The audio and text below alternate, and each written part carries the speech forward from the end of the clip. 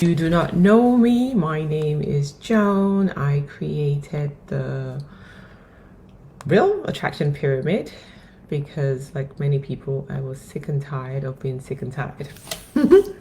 Who can relate to being sick and tired of being sick and tired?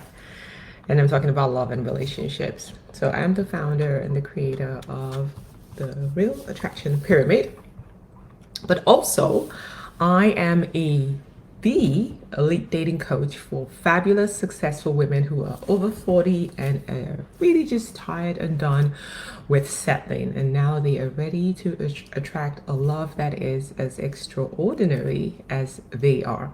So, in essence, my clients go from feeling lost in the modern dating world to being confidently chased by high quality men. So, if this sounds like something that you are interested in, I am your go-to girl. I'm just trying to see if I can see comments. I'm your go-to girl. So yes, reach out and let's see what we can do together. So why are we here today? Well, for starters, we're here to try and figure out why love feels like a mystery.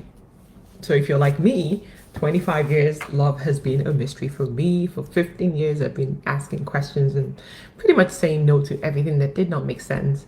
And now here I am. Or here we are.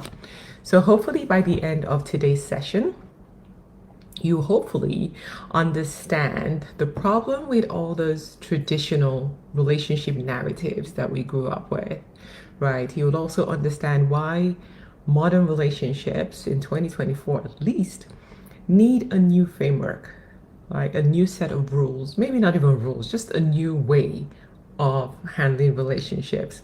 And then, of course, I'm going to be sharing with you the Real Attraction Pyramid. Hopefully, you've downloaded the playbook. If you haven't, I will pop the link in the comments and you can go ahead and download the playbook. It's free and it kind of covers everything I'm going to be teaching over the next couple of weeks. Alrighty, so let's jump in to today's session. And I have a question for you because growing up, I heard how love is supposed to be natural. We're born as loving beings. Why does it feel so freaking damn difficult? Why is it so hard? Right? And the truth is, many of us, most of us, we're never taught how love actually works. Like, I don't even think that a lot of people, definitely not my own parents, knew how love works, and they didn't instill any of that knowledge or what they didn't know to me. So it was kind of like a trial and error, just throw things at the wall and just hoping that something sticks. So what really happened? Well, what happened to us was that when we were born, like from a really young age, from when we were like toddlers and little, 3, 4, 5, 6, 7 years old, we were handed this love script, right? And these were these expectations of how love is supposed to pan out. So the expectations of the trajectory of your love life and your relationships. And all of this were shaped by the fairy tales. So the Disney's, what we grew up watching on TV.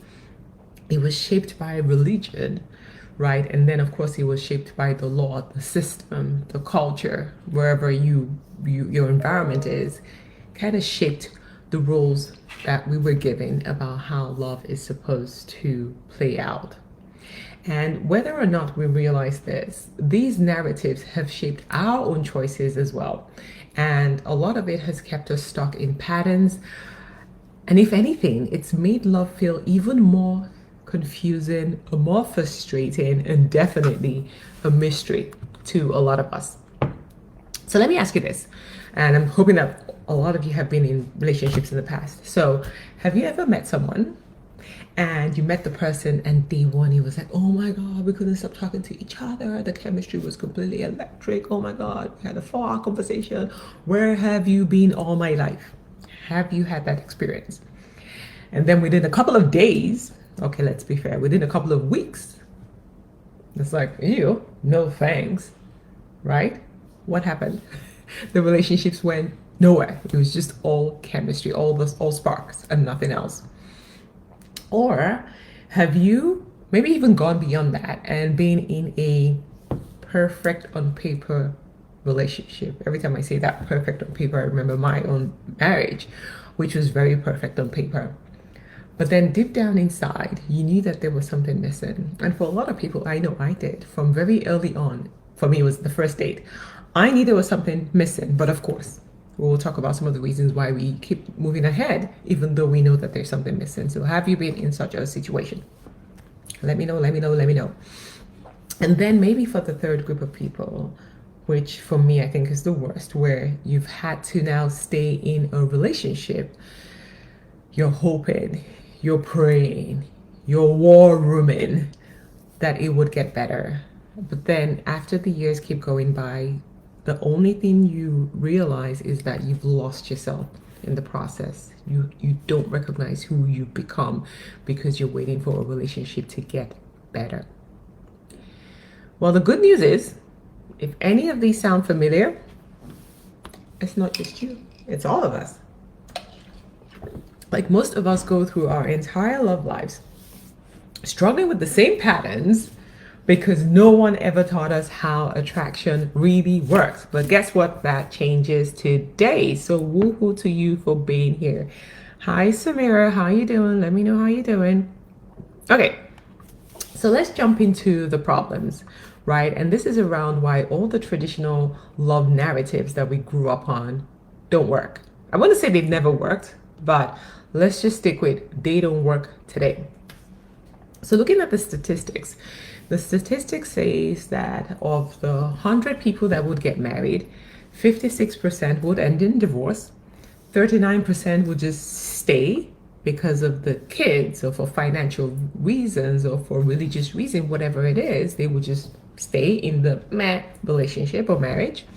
And that only 5% of people who get married are truly happy. We're going to use that term happy very loosely, but let's just say they're good. They're really happy. Okay. So now, why is it that those narratives no longer work? So the first one I want to tackle is the fairy tale. So this is the dream that lied to us. The stories that we were sold around the Cinderella story or the Barbie and Ken, and we were just sold this fantasy from a very young age. I know I fell for it, and I'm sure most of us did. And what was this fantasy? Well, this fantasy was all about you finding the one, right? So everyone is waiting for this Prince Charming, this happily ever after human who is going to complete you, and how there's this one person for everyone, right? So you spend your entire life looking for the one.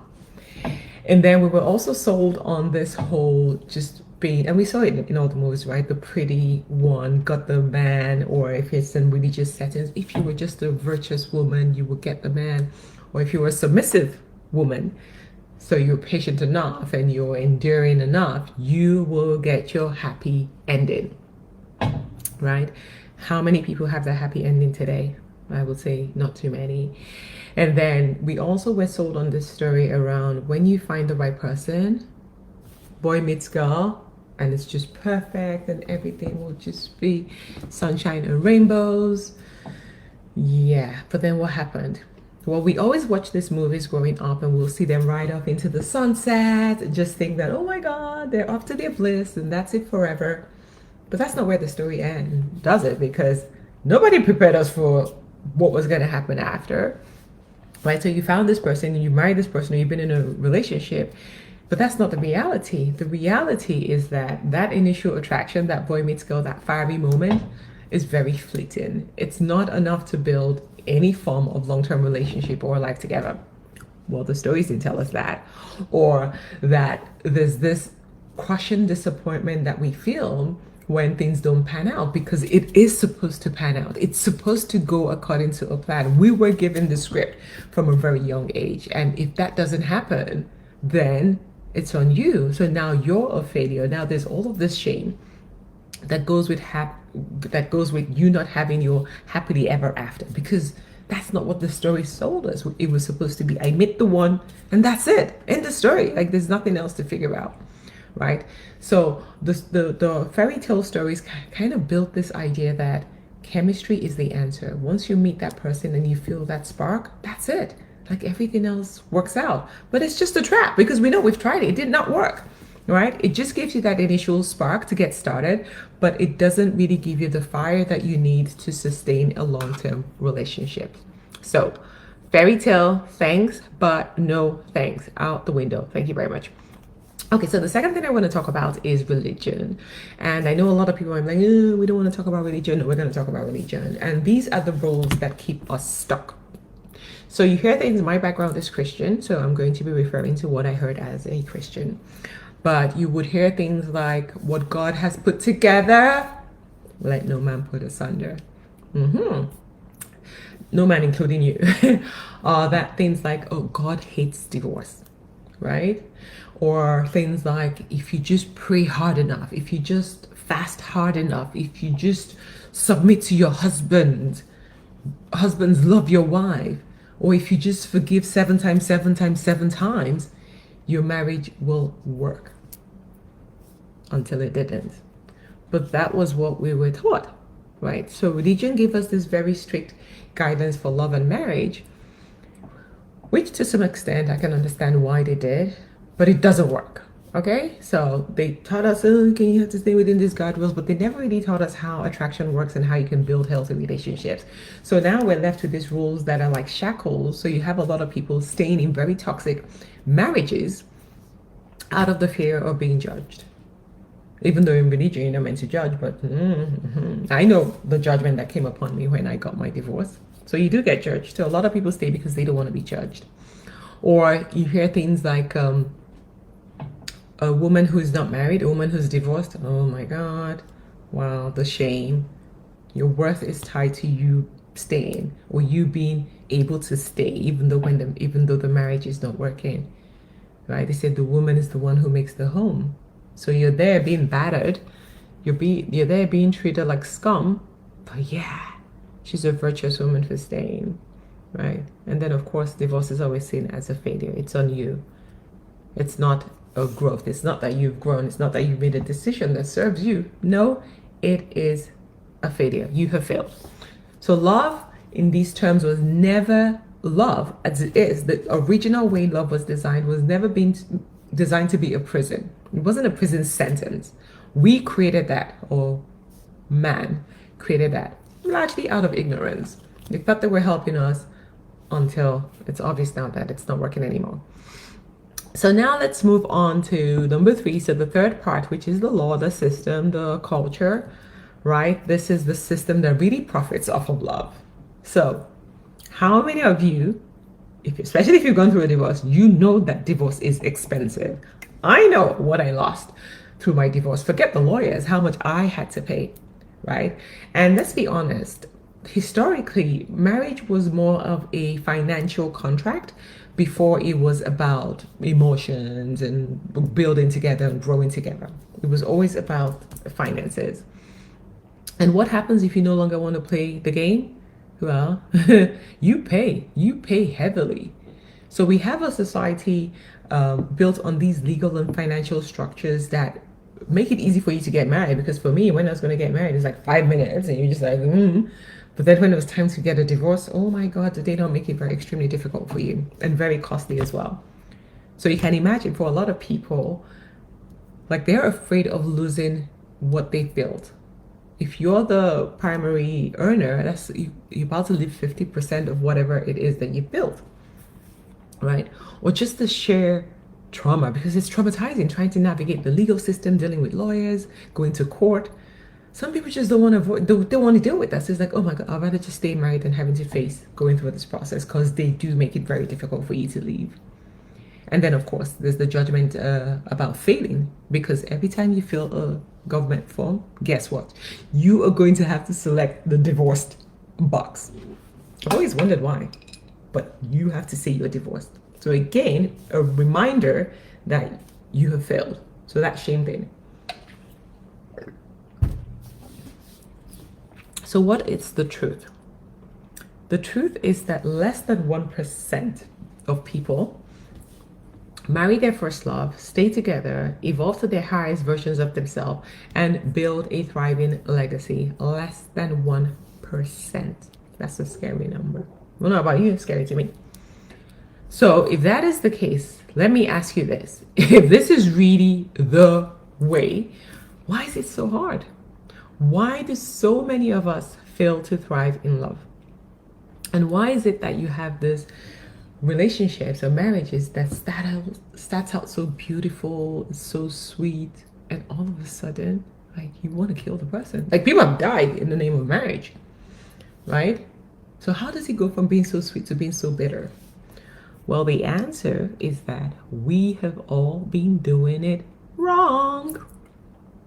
So I want to tell you a little bit of a story about how my own journey with marriage started. And it wasn't my own journey. It actually started way back when I was 8 years old, right? And this was the night that my mother left. So my mother and my father had been in a very toxic, physically abusive marriage for all of my life. And it was such a toxic, chaotic household. And I would dread my mother and my father being in the same space, because something would trigger him and he would just start screaming or start hitting her or trying to choke her or whatever. So it was always this chaotic, painful household to be in. So one night, probably about 1 a.m. in the morning, I was sleeping. And then my mom came and she woke me up. She called me by my native name. She said, "Chichi, wake up. So I woke up and I'm like, okay, what's going on? Why is she dressed up? And I saw my other siblings and everybody's just sitting up. And she's like, I have to leave. I'm like, what do you mean you have to leave? Leave to where? Are we going on a trip? Is it? No, she's like, no, I have to leave. I was like, leave to where? And she said, if I stay, I'm going to die. Imagine what it is telling an 8-year-old that you will die if you stayed in a marriage. And of course, he was like, don't leave. One part of me knew she had to live and why she was leaving. But the other part of me was like, why would you, if you know that your life is a risk, why would you leave your kids here to stay with this man who you know can potentially kill you? Anyway, she left. She left to save herself, and that was it. So at that point, I had already said, okay, marriage, there's nothing joyous about marriage. It's all about pain. It's all about destruction. It's all about hate. And that was what I thought marriage was. And went on and grew up. You will think that that will spare me in the future. No. So despite what I had seen with my parents' marriage, despite all the marriages around that I had seen, right? All the toxic marriages around me that were not working. No. I still grew up believing the fairy tales, like still believed what religion said about marriage, right? I still trusted in whatever the system was selling about marriage. So of course I said, okay, I'll just stick to these rules and I will have my happily ever after, like the fairy tales had sold me. So be pretty enough, be good enough, be accommodating, like love will work out, love will find you. Right? Just keep praying. Right, there's nothing you can't fix. Just keep pushing. I followed that script. I married late. I married at 33, so that was freaking late. So I was on the clock. I had to get married, and I thought that once I got married, I'd be okay. Yeah, but I found out, just like my mother did, no, not every relationship works out, and it's okay, right? And so at that point, I started to realize that, maybe these rules that we've been given, that I've lived by, that everybody else around me has lived by, there's something wrong with it. Maybe it is actually broken. And that was what started my own journey to try to figure this out, because if it was something that was so natural and most people were failing at it, there has to be something else going on. There's something that we don't know, right? And that has led me to discover the Real Attraction Pyramid. So if you haven't downloaded the playbook, go download the playbook, because this is what the pyramid looks like. So the pyramid is in 3 layers. And so when you think about love in these 3 layers. So the bottom layer is the chemistry layer. So this is the spark that brings people together. So you know what you feel when you first meet somebody. And then you have the next layer, which is the compatibility layer. So that's the glue that binds 2 people together. And then you have the third layer, which is the conscious alignment layer, which is the goal. That is where you build deep, fulfilling love. And that is where love really clicks. but I'm going to tell you what happens, because that's not how it happens, right? That's how it should happen. We should strive and get to the top of the pyramid, but that's not what really happens. But once you understand how the pyramid comes into play, love stops feeling like this mysterious guessing game. Now you kind of know where you're at. You kind of can decide what is it you're looking for at a particular time and be okay with it. Because all the layers, it's not about judgment. All the layers are good. There's no good, bad, right, or wrong. There's just where you are or where you want to be. And every layer is a-okay. So, but generally speaking now, why a lot of relationships fail is because people get stuck in that chemistry level, because that's when like the passion, oh my God, like you know what it's like. You meet somebody and you're like, I feel like I've known you all my life. Like, what are you talking about? I just met you. I feel like I know you all my life. Oh my God, we just click. No, not really, right? So people start to make very long-term decisions very quickly because of that chemistry that's happening. But that is not love, because it will fade. And when the chemistry fades, you find out that you have nothing in common, and then it's see you later. And of course, one person is going to get hurt and say, you used me, you would deceive me, you did this, you did that. No, it was just purely based off of chemistry, and it's okay. And when that ends, like, it's goodbye. Okay, the second reason why a lot of relationships fail is people, like most marriages, so like the middle one, so the compatibility, that's where a lot of marriages are. So that's the glue. So this is where your personality, your lifestyle, your background, your communication style, your conflict resolution style, some of your values, they align, right? So you're able to build a life with this partner.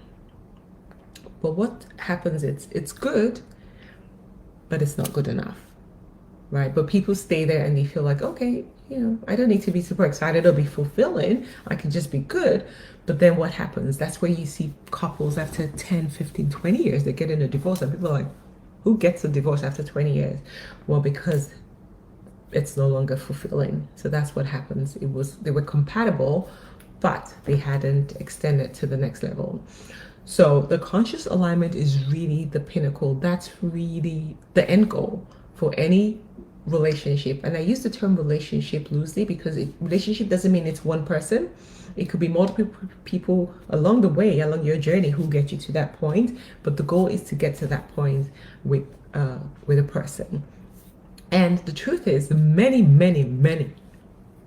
people, many couples never get to that conscious alignment stage, because nobody ever taught any of us how to do this stuff. We just know, okay, we're no longer in alignment. We now want different things. I've changed over the years. You've changed over the years. We don't know what to do with it. And now it's like, one person has to be made the bad guy, right? As opposed to if we understood how conscious alignment works, then you know that at some point, if you're in misalignment, it's either you have the conversations and you work on it to grow together, or it's just not going to work, because now you're either going in different directions or you're going at a different speed, which now means that there's misalignment. But we'll go into some of these in further sessions, in the future sessions, so stay tuned for those. Okay, so that's the pyramid. Those are the 3 layers. Those are some reasons why, 3 reasons why the traditional narratives no longer work, and then 3 reasons why most relationships fail. So now for today's activity, I want you to reflect on your current relationship. Like, the pyramid is not only for people who are single, it's for people who are single and searching so that you can gain clarity on what it is that you're looking for, but it's also for people who are currently in relationships, situationships, marriage, whatever, partnered. Let's just use the word partnered. It's also for you as well, so that you can assess where your relationship is at. So if you're currently single, maybe think about your most recent or your most, good, one of your best relationships, one of your longer term relationships, and then ask yourself, on a scale of 1 to 10, how strong was the chemistry in that relationship, if it's a past one, or in your current relationship? How would you score the chemistry? So that spark that really brings you together, how would you rate that? And then I want you to rate how strong your compatibility is. So this is how your lives fit together. What are the things that you have in common, the common interests, the common values, right? The way you live your life, the lifestyle, your personality, how does it complement each other? How are you able to share one life together? How strong is your compatibility?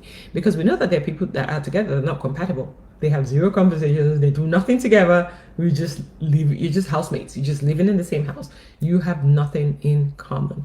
So how would you rate your compatibility with either a previous relationship or your current relationship? So that's number two. And then the third one is conscious alignment. Do you feel that your relationship is consciously aligned? And this is where it's at that pinnacle where you are moving towards the highest version of yourself. You're growing, you're investing in yourself, you're evolving together.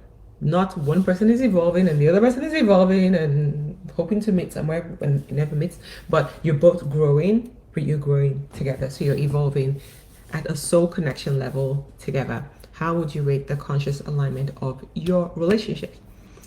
So those are the three things I want you to reflect on. And then there's other things that you can maybe start to think about as we dive into deeper sessions next week. Right? Looking back at your previous relationships, what are some of the challenges? Like, were there relationships that were more at the chemistry level, but you kept trying to force it into be a compatibility level? Or are they just patterns that you keep facing in the relationships? Maybe it keeps ending the same way, or you keep getting ghosted, or you keep getting bored.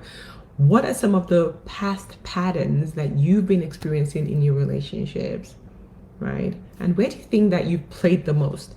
Like, for some people, most of the relationships have just been based off of chemistry, because some people just like that spark, that wow, that the hotness, that heat at the beginning. They're addicted to that. So once the chemistry starts to fade, it's like next, moving on, because they want that fiery feeling all the time. And some people just like the compatibility where it's more stable. It might not be exciting, but it's just stable. Or some people are just going after, I need somebody who's growing spiritually, somebody who is evolving as well, somebody who's making sure that they're working towards being the highest version of themselves. Maybe that's what you're more interested in, and maybe that's why you're single. Maybe that's why you can't find somebody who matches what it is that you're looking for. The important thing is knowing yourself, right? It's always a personal journey. It's always about personal growth. So maybe you can just sit with those points and just journal about it and be honest to yourself. Where are the challenges? What are the patterns? And which layer have you operated mostly in your dating life, in your dating history? For me, that would be a very long dating history. Like, I've talked about how many I started my relationships at age 12. So yeah, it's been a while. Let's just say it's been a while. Okay. So what have we talked about today? Well, today we have covered what the fantasy stories that we were told. We've covered what the rule book says, which is religion, and we've talked about what the system, which is all about transactional marriages, has been about, right? And that's not what relationships are about. Relationships are about the journey of alignment, the journey of growth, the journey of you ascending to that pinnacle, which is the conscious alignment stage, right? Love doesn't fail. It's not about love. It's the models that we've been giving for love that have failed us. And that's why people struggle. That's why it's been more of a mystery as opposed to something that fits naturally to who we are, because we've never really understood how love works. So once you learn and understand the layers of attraction, it's no longer random, right? It becomes clear, you become more intentional, and it becomes fulfilling because you know exactly what it is that you're looking for. You know exactly what is missing in your current relationships, and you can take the right decisions that are best for you. But we need to do away with divorce is bad, a relationship is forever, happily ever after. Just get rid of those things now. There's no the one. There's just you on a personal journey of growth. It might be with one person, it might be with 100 people. You are on a journey of growth, and that's what should be most important to you. Wherever you are in that pyramid is what you will attract. So enjoy it for what it is, learn the lessons, and keep growing. The more you grow, the more you'll be able to attract better partners that can take you to the highest level. So that is all I have for you. Wow, right on time, 7 o'clock. This is for 30 minutes. So that's all I have for you today. This is just the first session. So this was just a very high level introduction into the pyramid. Next week, we're really going to dive into the third level, which is the chemistry, the spark, where people that brings people together. We're going to go really, really deeply into that so that we can understand what happens at this stage. Who should be looking for these kind of relationships? If you're in it, what do you do about it? What are the possible outcomes, right? And how do you even know if your relationship is stuck at this level? Well, if you've been having those questions, then next week's session is for you. Make sure that you stay tuned. Make sure you bring your friends, invite whoever, forward all the invites to them so that they can also come and learn, because we don't want to operate under outdated narratives anymore. We want to do what is working so that we can invest our time, we can invest ourselves in the right type of relationship so that we're constantly growing. We don't want to be drained in relationships anymore, and we don't want to be punished because of the rules and narratives that don't serve us, have never worked, and very few people have been successful at it anyway. Thank you so much for joining. This is me here, always ready. If you have questions, send me questions, put in the comments. I'll always reply to your messages, and let's just keep redefining love together. Let's keep growing. Let's keep sharing this message. Like I say, this is a movement. Let us liberate as many people as we can so that people can live better, fulfilled lives. Thank you so much for joining me today. And yes, I will see you same time next week, Thursday.